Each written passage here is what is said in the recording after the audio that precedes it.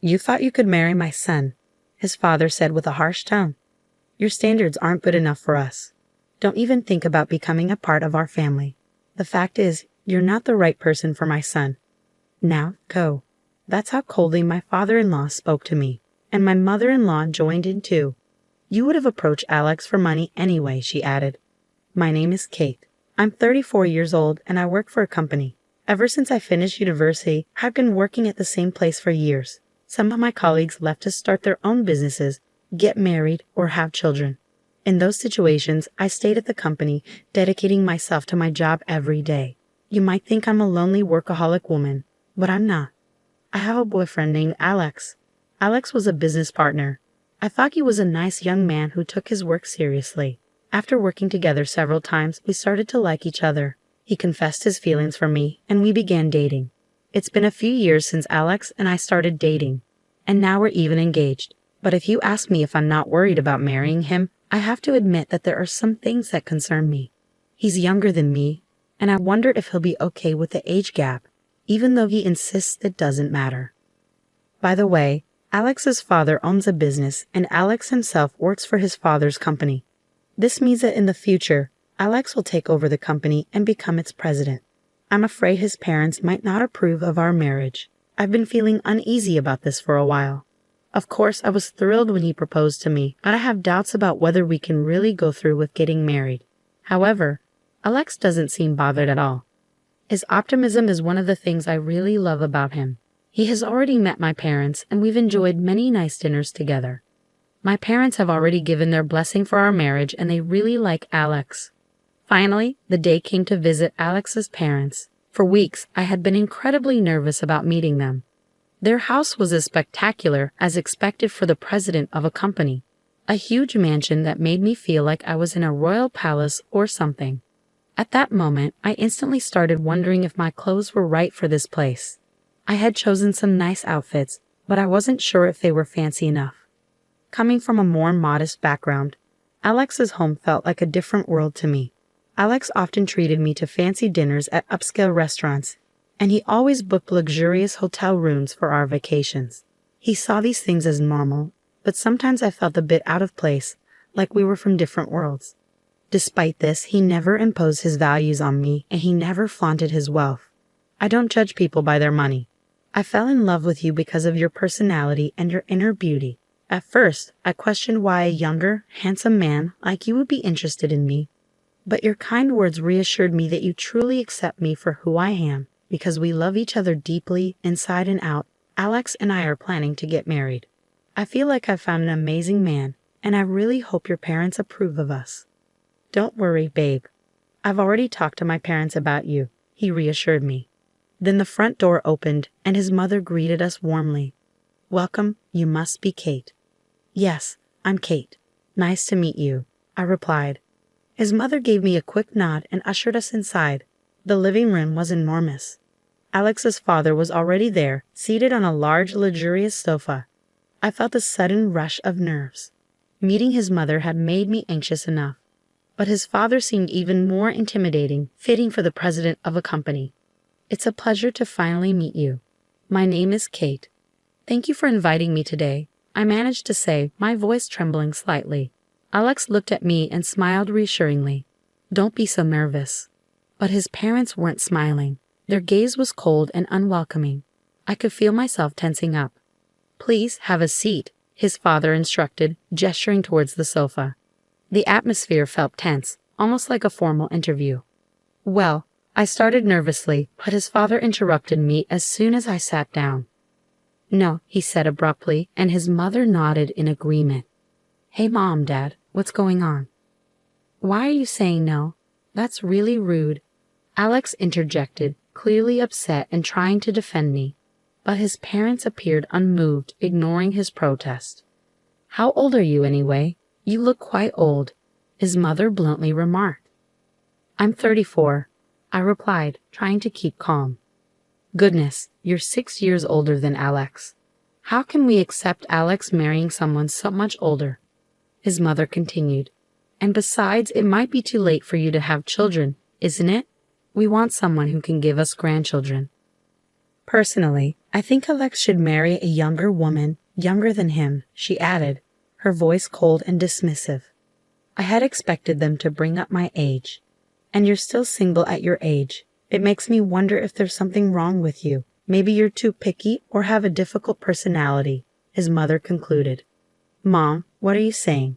Kate is an amazing person with a great personality.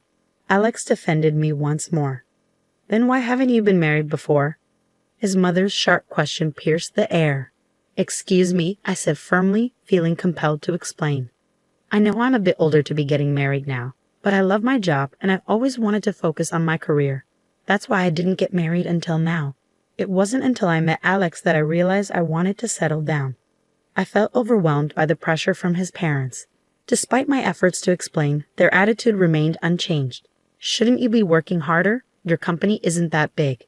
Even if you work diligently and get promoted, the pay must be quite modest, isn't it?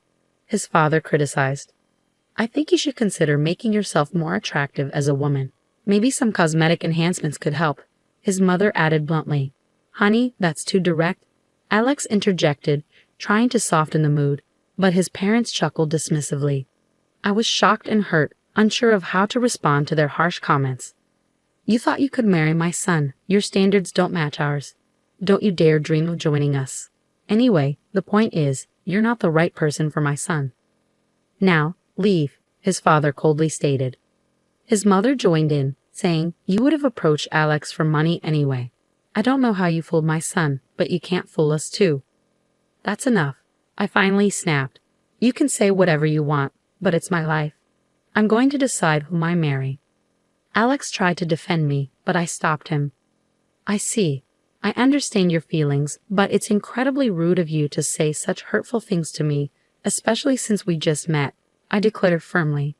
I don't care about wealth. It's not important to me, but if I were to become rich, I definitely wouldn't want to be like you. With that, I stood up. We don't need to continue this conversation, I said, walking out of their house. You've got to be kidding me. Don't you dare insult us, you beggar. We'll never allow you to marry my son. I don't want to be related to people like you anyway, his father shouted after me. Ignoring his words, I left in frustration. Kate, I'm sorry. I never expected my parents to say something like that. It was really hurtful. Alex apologized earnestly. But maybe this is a blessing in disguise. Getting married under those circumstances would have been even more stressful. Anyway, I'm cutting ties with them. I won't be taking over my dad's company, and I'll be resigning from that job too. Don't rush into such big decisions, I cautioned him. I'm not rushing. I truly love you, Kate. We didn't get together for money, so leaving the family home shouldn't be a problem, Alex assured me. Well, that's true, but let's go to your parents' house and talk to them, Alex suggested, holding my hand as we walked. My parents were surprised by our unexpected visit but welcomed us warmly. Over tea, we explained what had transpired. My father listened quietly. Alex, your father's company is Space C, correct? And his name is Patrick Smith, my father suddenly asked. Yes, but why do you ask? Alex responded, puzzled. I see. Just as I thought. How about we go visit your parents right now? My father suggested. Dad, what's going on? Because they said they wanted to see her face, didn't they? Let's go show them a face, then, my father said firmly. My father wasn't one to usually stir up trouble, so I was taken aback, but he seemed resolute.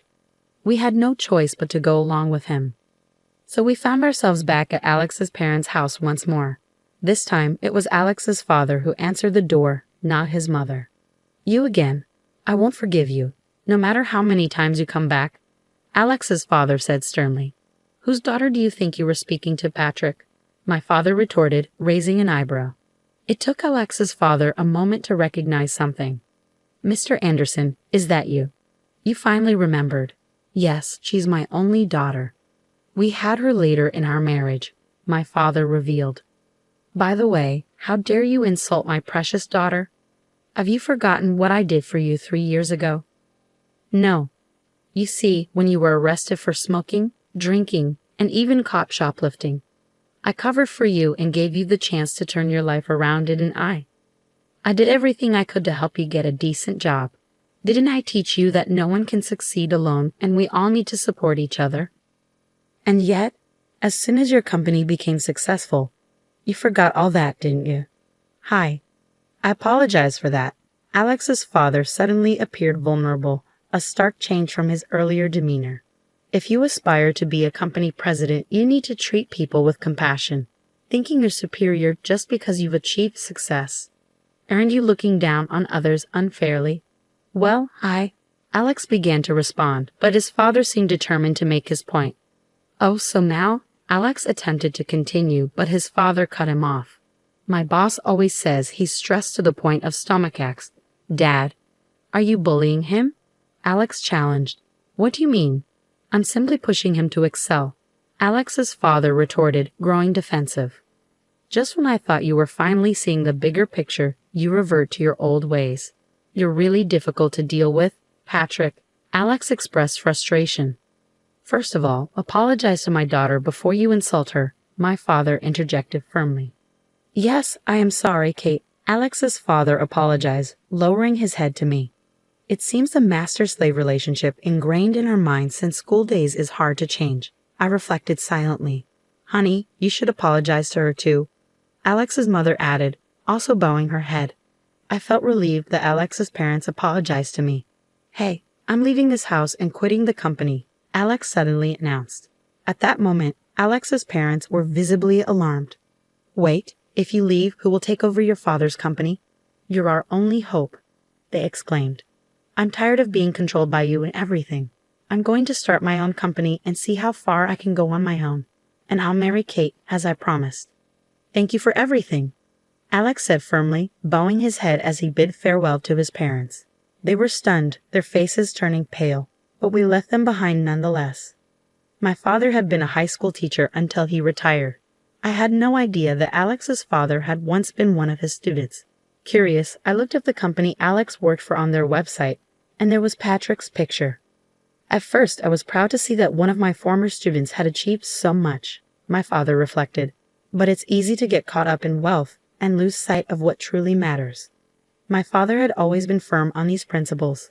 Eventually, Alex did indeed leave his job and ventured into starting his own business. Meanwhile, I continued to support him as I pursued my own career. Alex proved to be a talented business owner, and his company quickly became profitable. We got married and found happiness together, supporting each other every day. Meanwhile, my father-in-law faced legal issues due to accusations of mistreatment by his employees. This caused the company's stock price to drop, leading to his removal as president. Through these experiences, I learned the importance of humility and compassion. My father has always been a role model, and I treasure the lessons he taught me. I strive to live my life with integrity and grace. If you enjoyed this story, please subscribe to our channel. Stay tuned for more content coming soon.